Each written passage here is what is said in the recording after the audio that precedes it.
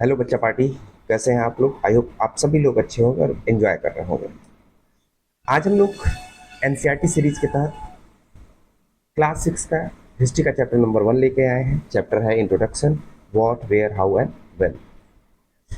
ये चैप्टर बहुत सारी इंफॉर्मेटिव जानकारी लेके रखा है। ढेर सारी जानकारी आपको यहाँ मिलेंगी।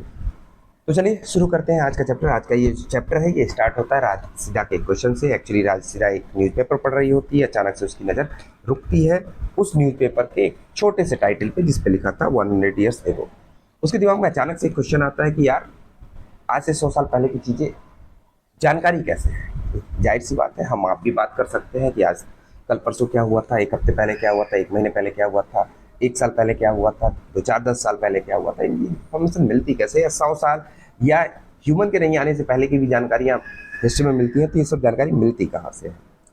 तो कल की जानकारी आपको लेना हो तो सिंपल सा यहाँ लिखा हुआ है कि आप रेडियो सुन सकते हैं, टेलीविजन देख सकते हैं या फिर न्यूज़पेपर। रिसेंट की जो भी इंफॉर्मेशन होती है वो हमको रेडियो, न्यूज़पेपर या टीवी के थ्रू मिल जाती है। पिछले साल की इंफॉर्मेशन अगर आपको चाहिए तो ऐसे किसी व्यक्ति से पूछिए जिसे कुछ याद हो, या फिर आप खुद सोचिए कि आपको पिछले बर्थडे पे किसने क्या गिफ्ट दिया था।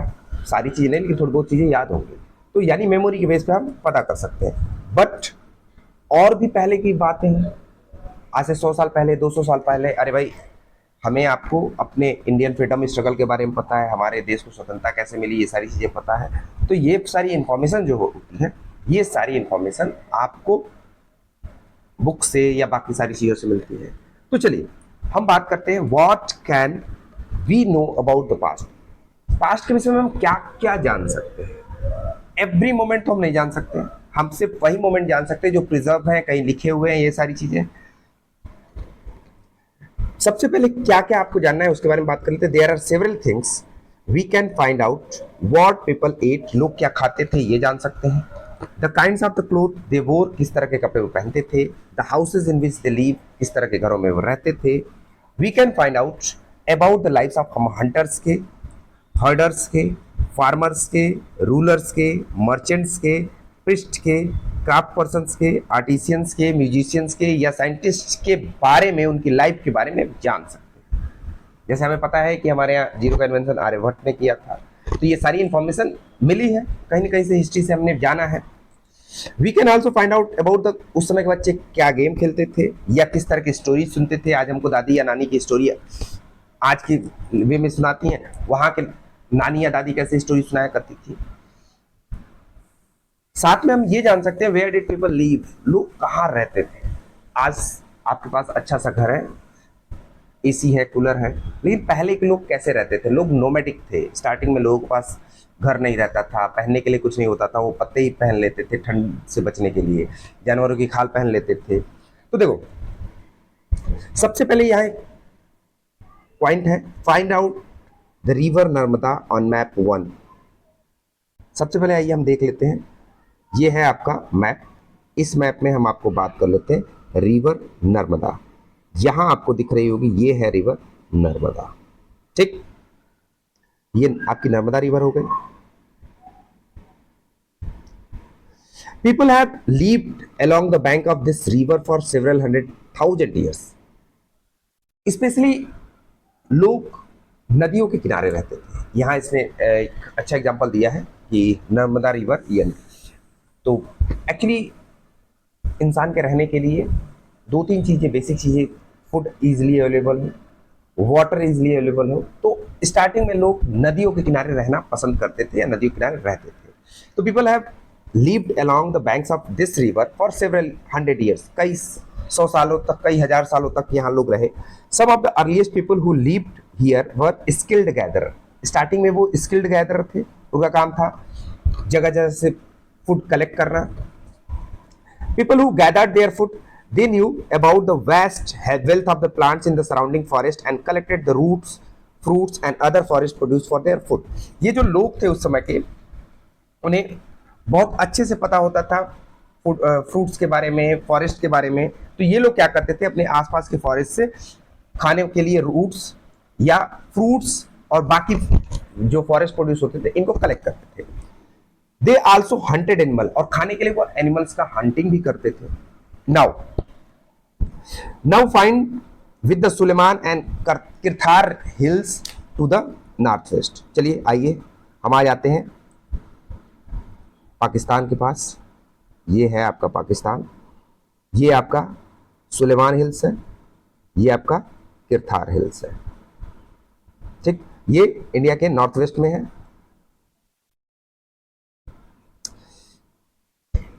Now find the Suleiman and Kirthar hills to the northwest, some of the areas where women and men first began to grow crops such as wheat and barley about 8,000 years ago are located here। यानी starting में India में जो लोगों ने crops grow करना start किया, यहीं start किया था हमारे एरिया में, वहीं सुलेमान और किरथार रेंज के पास।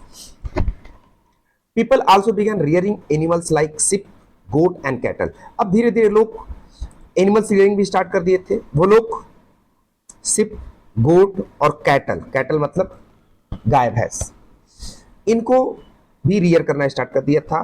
धीरे धीरे वो अब गांव में रहना स्टार्ट कर दिए थे, यानी अब धीरे धीरे गांव बसने स्टार्ट हो गए थे। लोग धीरे धीरे नोमैडिक से, यानी जो इधर उधर घूमते रहते थे, गैदरिंग करते थे, अब धीरे धीरे लोग सेटल होना स्टार्ट कर रहे हैं। Locate the Garo hills to the north east and the Vindhyas in central India. चलिए बात कर लेते गारो hills.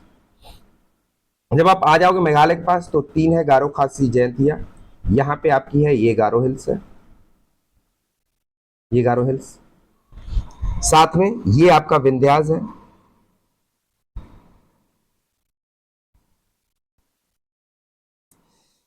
These were some of the other areas where agriculture develop, यानी गारो हिल्स और विंध्यास के मिडिल वाले हिस्से में एग्रीकल्चर ग्रो हुई। The places where rice was first grown are to the north of Vindhyas. Vindhya के नॉर्थ में वो प्लेस जहां पे राइस पहली बार ग्रो हुआ, वो विंध्य के ही नॉर्थ में था। Trace the river Indus and its tributaries. आ जाइए, ये है आपकी रिवर इंडस, ये है इंडस रिवर, और बाकी ये इसकी ट्रिब्यूटरीज है। ठीक, ये जाके पाकिस्तान होते हुए अरेबियन सी में गिर जाती है। Now about 4700 years ago, some of the earliest cities flourished on the bank of these rivers. Later, about 2500 years ago, cities developed on the banks of Ganga and tributaries and along the sea coastals. Actually, जो starting की जो cities थी वो यहाँ पे grow की थी, ये जो हमने आपको बताया इस रीजन में। और आपको पता ही है हड़प्पा सिविलाइजेशन के बारे में हम बात करते हैं तो मैक्सिमम ये इधर वाले ही रीजन में हुआ था।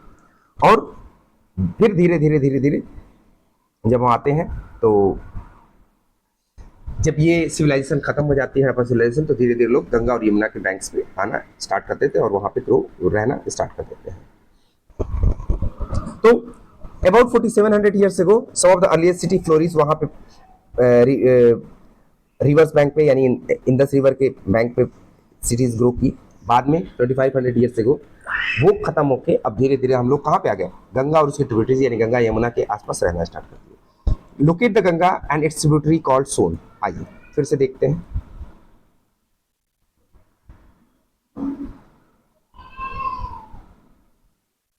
देखिए ये है आपकी गंगा, ऐसे होते हुए बे ऑफ बंगाल में चली जाती है। इसी की ट्रिब्यूटरी है सॉरी यमुना। ये बात कर रहा है सोन रिवर की, ये है सोन। ये जाके छपरा के पास मिल जाती है गंगा में।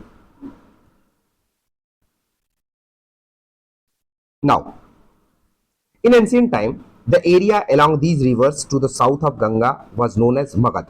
गंगा के साउथ वाला हिस्सा मगध था। Now lying in the state of Bihar, its rulers were very powerful। यहाँ के जो रूलर्स थे पावरफुल थे। अब बात कर लीजिए अशोक की, चंद्रगुप्त मौर्य की, या फिर जिसने मगध एम्पायर स्टार्ट किया था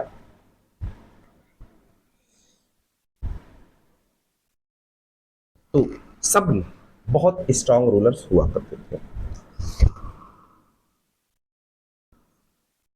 Its rulers were very powerful and set up a large kingdom. इन्होंने बड़े बड़े किंगडम्स बनाए। Kingdoms were set up in other parts of the country as well, और भी जगहों पे बने थे।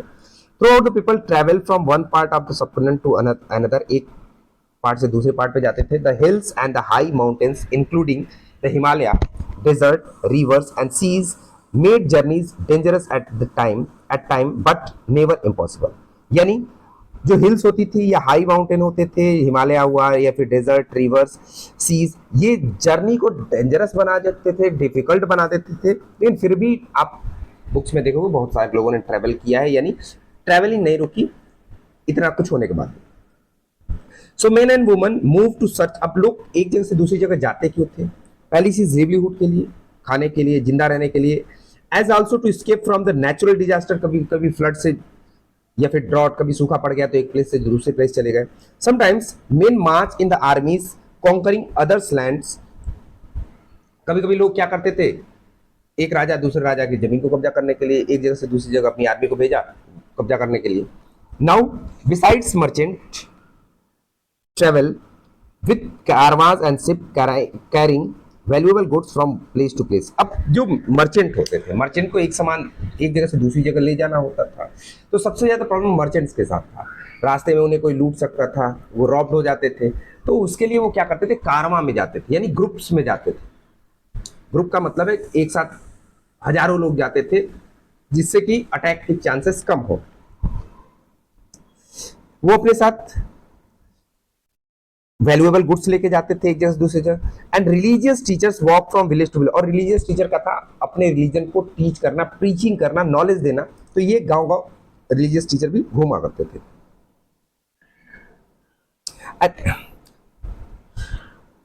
Stopping to offer instructions and advice. वो जगह जगह पे रुकते थे रिलीजियस टीचर, लोगों को इंस्ट्रक्शन देते थे, उन्हें एडवाइस देते थे जरूरत पड़ने पे। Finally some people perhaps travel driven by the spirit of adventure, wanting to discover new and exciting places. All these led to the sharing of ideas between people। अब फाइनली कुछ लोग ऐसे भी होते थे जो सिर्फ एडवेंचर के लिए, वो कुछ नया इजाद करने के लिए, नया खोजने के लिए घूमा करते थे। अब कुछ लोग ऐसे भी थे जो नए नए प्लेसेस खोजना चाहते थे, जैसे आपको पता है कोलंबस ने अमेरिका की खोज की, वास्को डी गामा ने इंडिया की खोज की। या खोज का मतलब ये नहीं होता है कि इंडिया था ही नहीं, means they have just searched sea route for America and India, nothing else। Why do people travel nowadays? चलिए ये तो पहले हमने एंशिएंट की बात कर ली, चलो ठीक है, पहले के लोग ट्रैवल करते थे, ये रीजन था। आज के डेट में लोग क्यों ट्रैवल करते हैं? Look a map once more, hills, mountains and seas from the natural frontiers of the subcontinent। While it was difficult to cross these frontiers, those who wanted could and did scale the mountains। अगर आप map 1 फिर से देखो तो आप northern boundary पे आप देखोगे, इस वाले रीजन पे ये पूरा माउंटेन है, आपका हिमालय है, तो इसको क्रॉस करके जाना या फिर ये सारी चीजें बहुत डिफिकल्ट थी। Hills, mountains and seas from the natural frontiers of the subcontinent. Subcontinent का जो नेचुरल फ्रंटियर है, अब आप ध्यान से देखिए कि ऊपर मैंने आपको बताया कि माउंटेन्स है,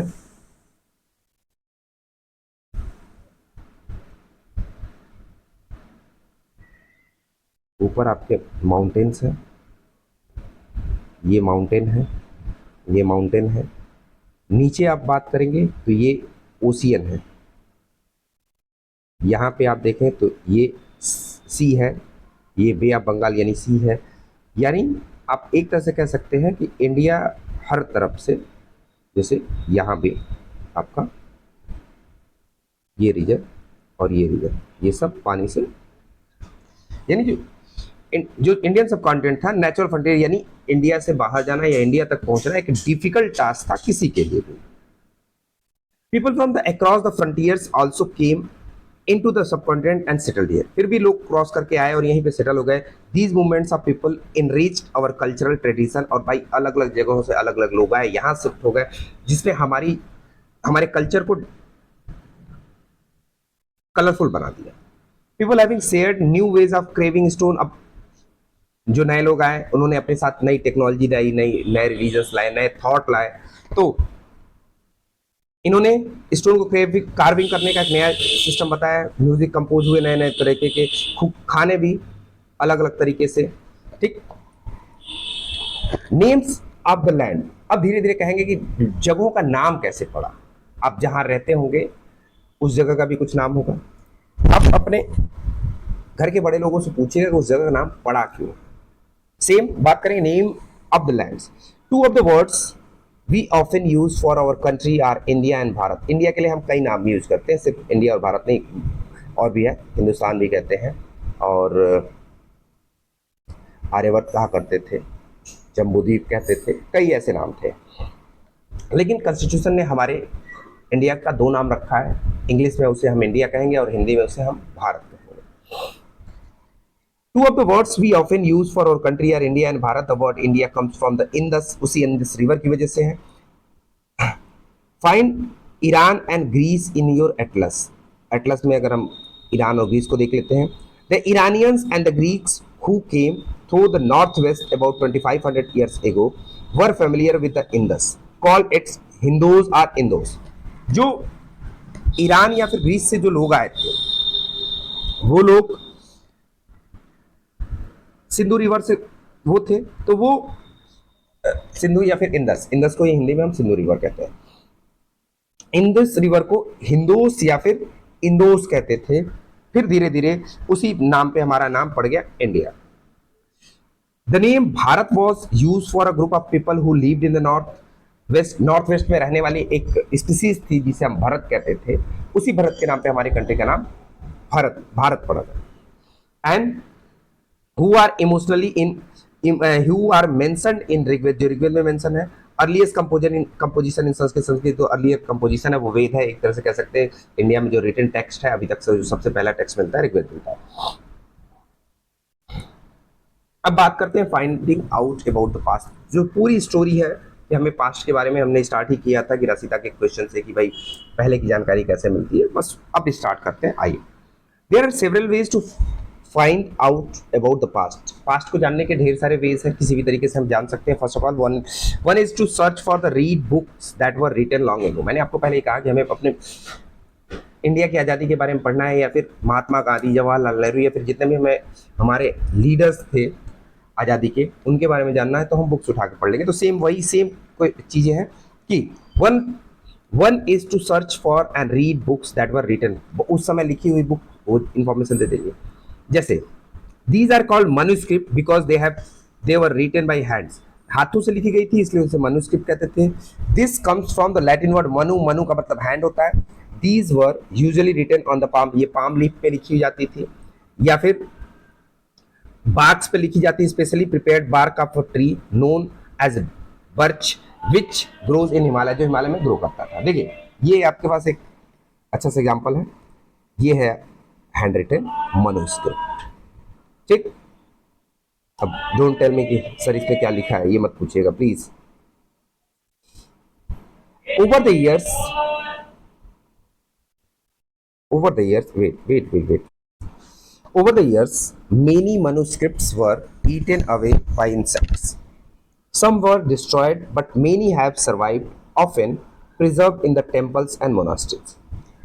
Over the years, मैंने आपको पहले ही बताया कि ये पाम लीफ पे लिखी थी या ट्री के बाग पे लिखी गई थी, तो ये उतनी सेफ नहीं थी कि इनको सेफ हम कर सके। तो इसको प्रिजर्व करना बहुत ही कॉम्प्लिकेटेड काम था, बहुत मुश्किल से कुछ मनुस्क्रिप्ट को बचा के रखा गया।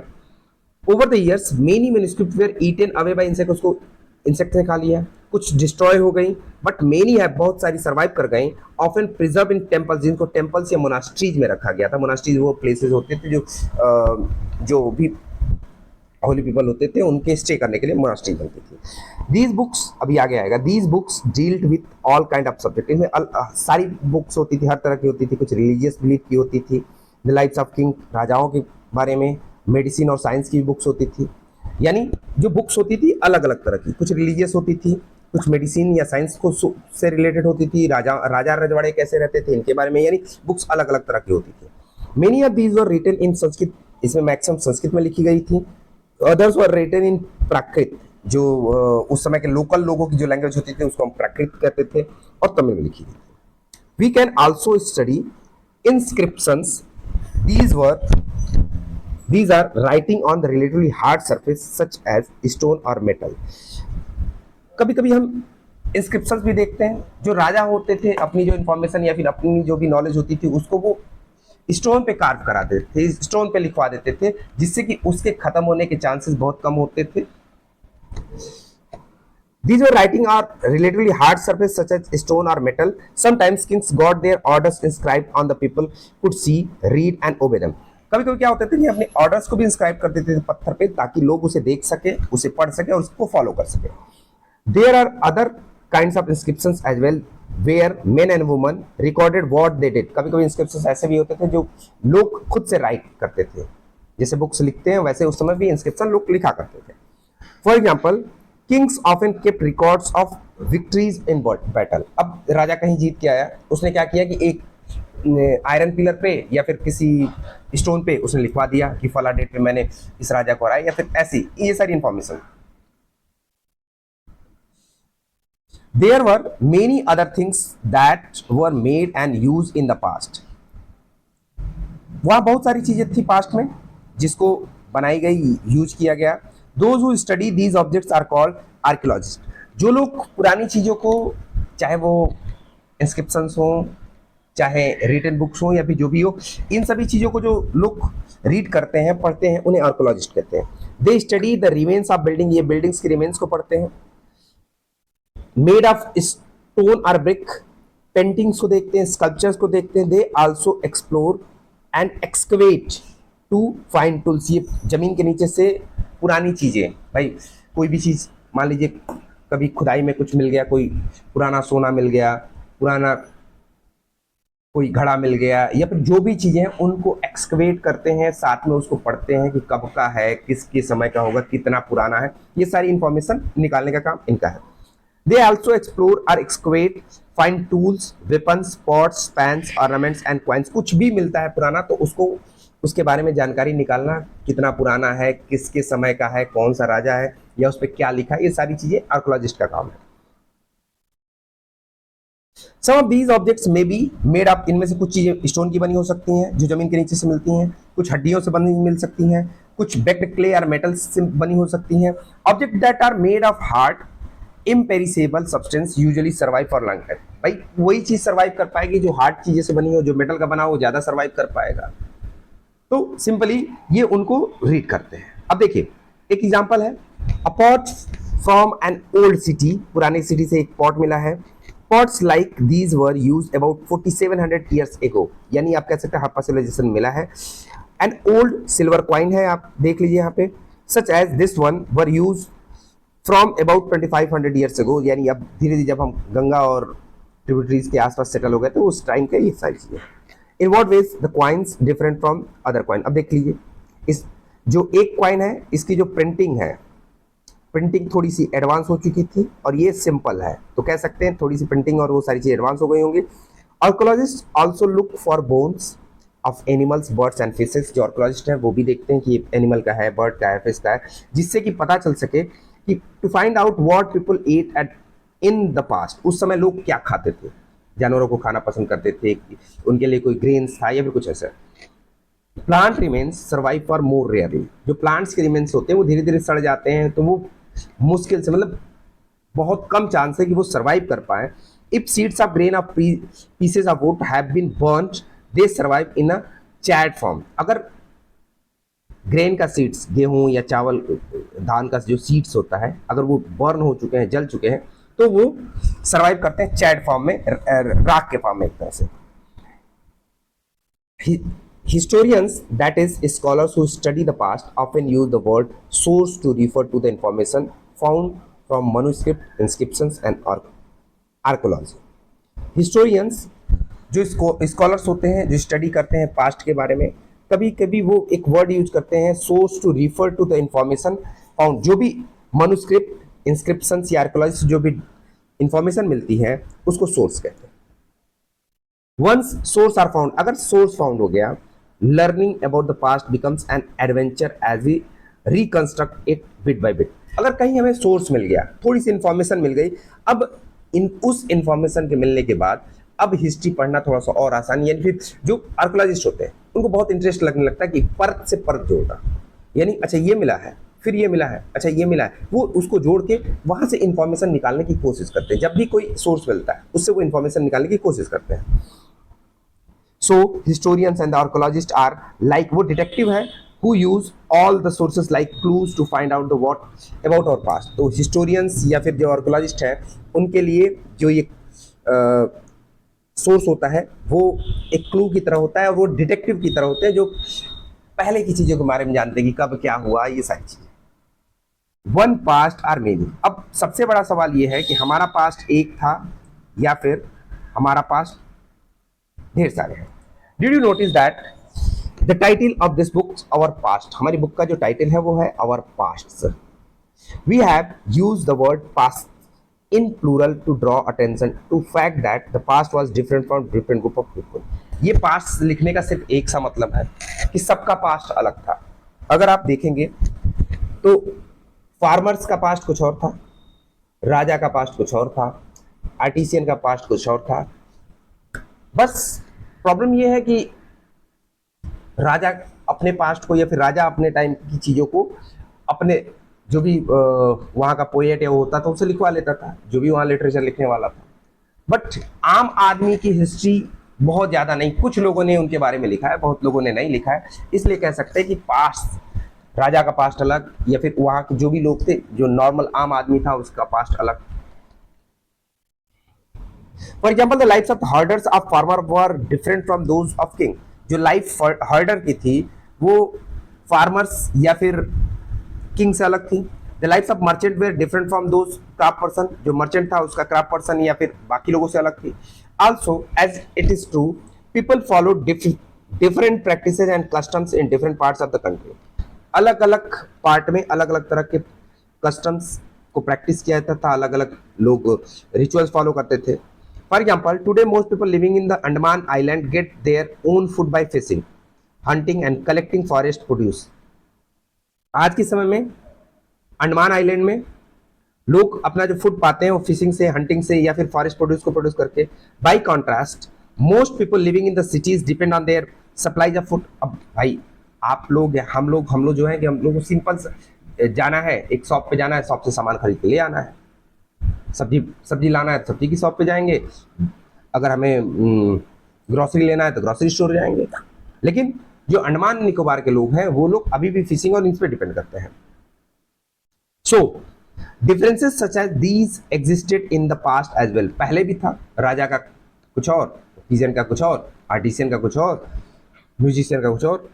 Beside there is another kind of difference. We know that great deal about the kings and the battles they fought because they kept record of their victories। मैंने सीधे कहा कि जो हमें राजा के बारे में इंफॉर्मेशन मिलती है क्योंकि हमें वो इंफॉर्मेशन उन्होंने अपने पोएट से कहा होगा, जो लिटरेचर लिखने वाले हैं उनसे कहा होगा, उन लोगों ने, यानी जो राजा होते थे अपने बैटल का या फिर जो भी उन्होंने अचीव किया था उसका रिकॉर्ड रखवाते थे। इससे हमें राजा के बारे में जानकारी मिल गई। Generally, ordinary people such as hunters, fishing folk, gatherers, farmers, herders, इन्होंने कभी कोई रिकॉर्ड नहीं रखा। तो while archaeology help us to find about their life, there is much that the remains unknown। भाई जाहिर सी बात है जो राजा ने लिखवाया है बस उतनी ही इंफॉर्मेशन हमारे पास है, लेकिन जो कॉमन पीपल थे उनके बारे में बहुत ज़्यादा इंफॉर्मेशन नहीं मिलती है। तो आर्कोलॉजिस्ट क्या करते हैं, वो इन सभी चीज़ों को खोजने की कोशिश करते हैं। What do date means? अच्छा, डेट्स का क्या मतलब होता है? In some day ask you the date, you will probably mention the day, month and year 2000 and something। These years are counted from the date generally assigned to the birth of Jesus Christ। जो time आज भी, जैसे हम कहते हैं अभी हमारा 2024 चल रहा है, तो 2024 इसलिए चल रहा है क्योंकि हम काउंट ही करना की स्टार्ट किया आज से 2024 ईयर्स पहले से, यानी जब जीसस क्राइस्ट का बर्थ होता है उसके बाद से हमने टाइम काउंट करना स्टार्ट किया है। These years are counted from the date of generally assigned the birth of Jesus Christ, the founder of Christianity। So 2000 means 2000 years after the birth of Christ। Jesus Christ के जन्म से 2000 after। All dates before the birth of Christ are known as, उसे BC कहते हैं, यानी before Christ. In this book, we will refer to date going back from present using 2000 as our starting point और इसके बाद इससे पहले का. तो letters with date BC stand होता है बिफोर क्राइस्ट के लिए. You will sometimes find AD before dates. This stand for two Latin words एंड नो domini meaning in the year of Lord. So 2012 can also be written as AD 2012. Sometimes C is used instead of AD. AD की जगह हम CE use करते हैं. BCE instead of BC. BC की जगह BCE use करते हैं. The letter CE stand for the common era and BCE before common era. We use these terms. यानी कुल मिला के जो जीसस क्राइस्ट के बर्थ से पहले है उसे कहते हैं BCE यानी बिफोर कॉमन एरा, और जीसस क्राइस्ट के बर्थ के बाद का होता है CE यानी common era. In India we began using this form of the dating from about 200 years ago. जब से अंग्रेज आए तब से हमने ये स्टार्ट किया, वरना हमारा अपना खुद का कुछ था. तो यहाँ ये चैप्टर आपका फिनिश होता है. और आप लोगों को ये चैप्टर कैसा लगा कमेंट बॉक्स में ज़रूर बताइएगा.